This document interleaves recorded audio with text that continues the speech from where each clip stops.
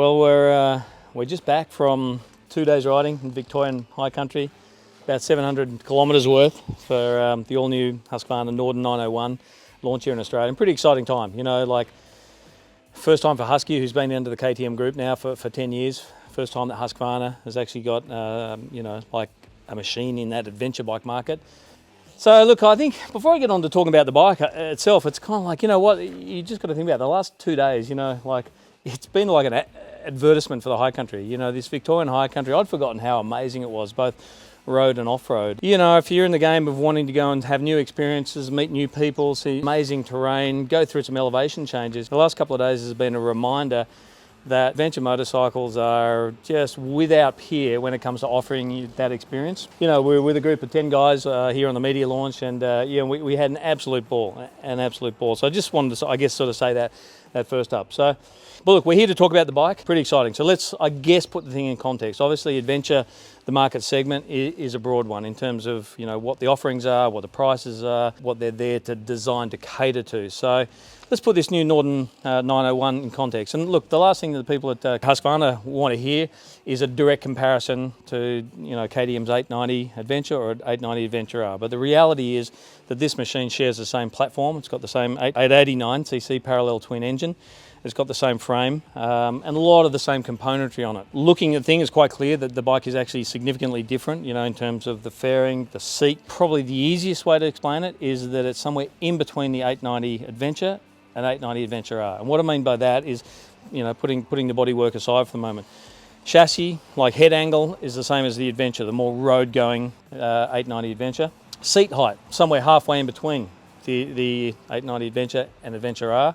It uses the Apex suspension, WP, front and rear, but again, it's somewhere in between. So instead of the 200mm on the Adventure R, it's 240mm, sorry, on the Adventure R, it's in between. It's around 220.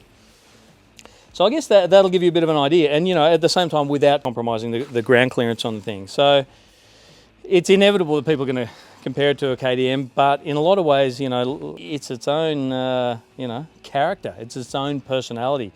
So we saw the thing first time, 2 years ago at the EICMA show. So where does it fit into the market? And this is a critical thing. Okay, let's sort of take you through, I guess, its characteristics, its attributes in, you know, let's start with road, then go off, and then sort of talk about off-road, and then sort of talk about overall. So from a road experience, you look at an adventure bike like this, and you don't necessarily think it's going to be like a, you know, something that's going to be up against your mate on a naked sports bike and scratching around.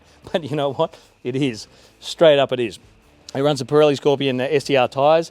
Has, I think, a much more planted feel than, you know, than the KTM equivalent. You know, on this machine, you can actually you can scratch. You can be dragging pegs. We had an amazing run up to Mount Hotham and also to Falls Creek. So, and that gave you really good insight into what this bike can do. You know, you could be up against, you know, you can kind of have a go, a naked sports bike, and it feels like that.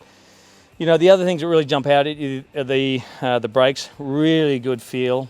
But I think the whole chassis balance just gives you that confidence to throw it in. You know, obviously you've got 4 different modes on the bike. So you've got street and rain, which I use off-road, and then off-road and the Explorer, which we'll talk about a bit later. But you know, we had a little bit of rain this afternoon, so it was a really good opportunity to have that electronic intervention, which is super supple. So let's talk a little bit about the ergos as well.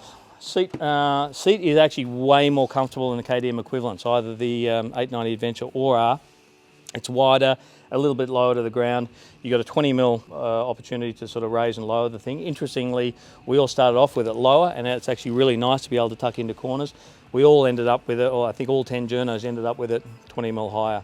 And I guess the other thing when you're talking about road is just that stability. The fact that something can wick around sort of 20, you know, literally dragging the peg on 25 km/h corners, and then be doing like, you know, $1.80 down the straight, like stable as you like, and that all comes in one bike. And this is before we even thought about, you know, what its capabilities are off-road. So that was very impressive for me. When you look at the standard electronics that they offer on the package, you know, you've got quick shift, which is kind of cool. Just hold it wide open, wah, wah, wah, you know, and it cuts the ignition to suit. Also cruise control, which sort of sounds like a bit of gimmicky, but it's actually bloody good. You know, when you've been on a long day's ride and you have that opportunity to do that, it's kind of cool. 19 litre fuel tank, claims. Some people are a little bit sceptical about the claims of 400 kilometre fuel range, but we proved that. I mean, I think yesterday we stopped short of that, but it was indicating it was more than 400. I think today we did about 415 on one tank. So we're having a bit of a crack here and there too. So pretty impressive. So let's move on to off-road. As I said, that adventure experience, the things that these motorcycles can do that no other vehicle on the planet can do, and take you to places, ultimately that means there's going to be some unsealed road. And that's, I think, a road bike's a road bike, and, this thing's right up there and is incredible relative to a dedicated road bike, but it's what it can do off-road that I think starts to blow your mind. So you roll off onto some gravel and you're like, holy crap, this thing's stable. Even though it's running essentially, the Pirelli Scorpion SDR, the street-going tyres, it's incredibly stable. You look down at the speedo here and there, and whether you're on a fire trail or gravel road with some potholes, suddenly you're doing $1.20, and you're like, what the hell? The off-road, I've got to say, the off-road settings. Obviously, I ran ABS on off-road setting the entire time, but the off-road settings for the power and traction control, etc., are particularly good. But in terms of it's incredibly stable. The fact that no one had a moment, we had domed roads, where you got that sort of pea gravel, and you just it's all you can do to get the thing turned in. Having a really predictable chassis, front to rear, I think is why 10 journos over 2 days and 700 kilometres, experiencing all sorts of stuff and roads they don't know, the shit that's hitting you by surprise all the time. No one had a moment. So that to me, is very impressive.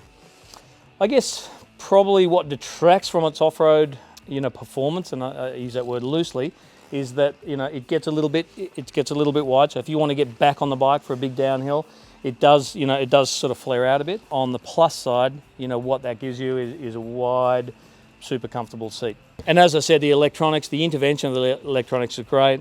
We actually had like a $300 tack on, which is the Explorer. So the Explorer is the equivalent of what KTM's calling their Rally.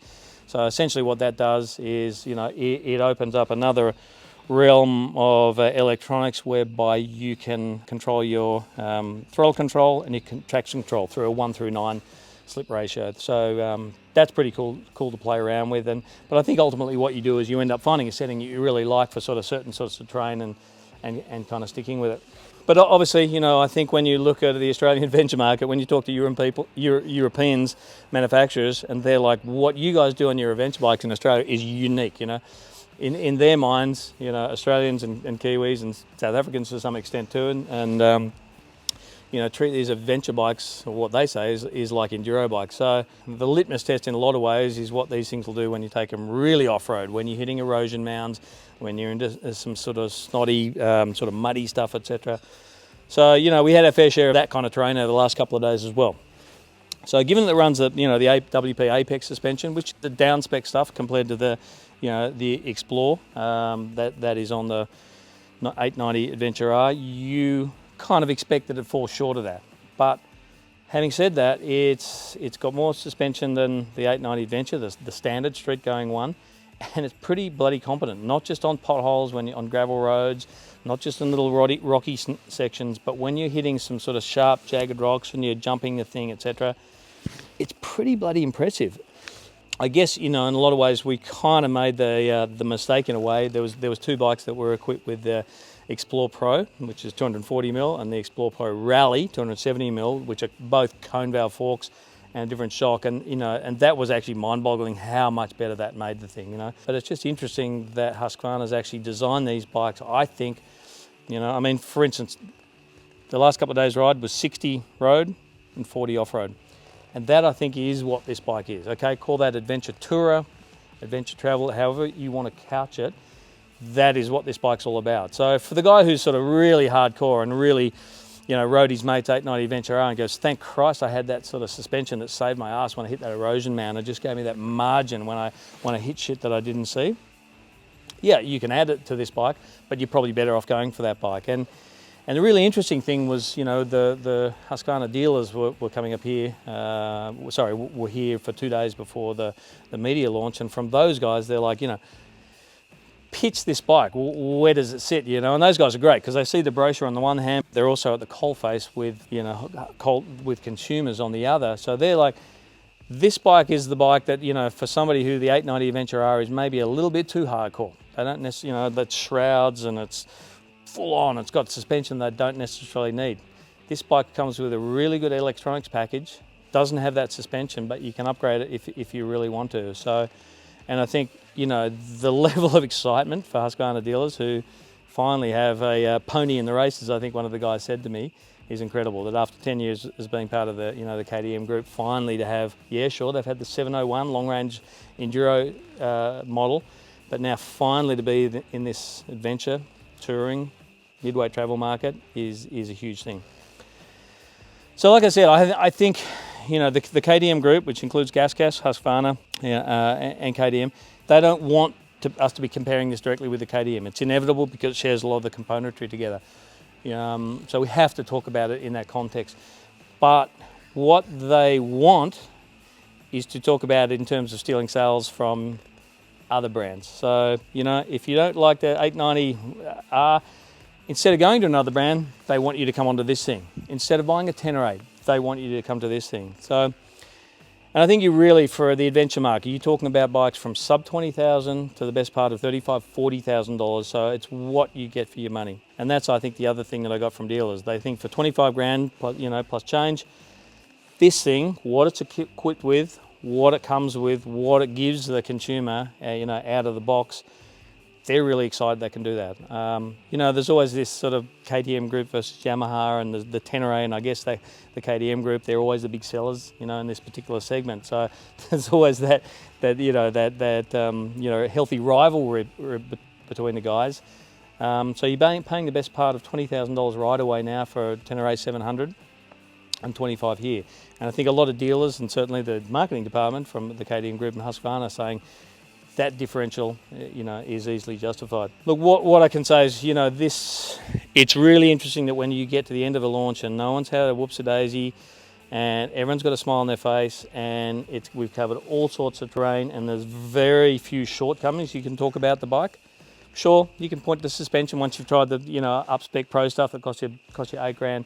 But when you have that scenario, you know you're sitting on a bike that's a pretty damn good thing. So, pretty exciting time for Husqvarna. Really nice to be part of the Norden launch, you know, here in Australia. And, you know, I think this is the start of really big things for Husqvarna.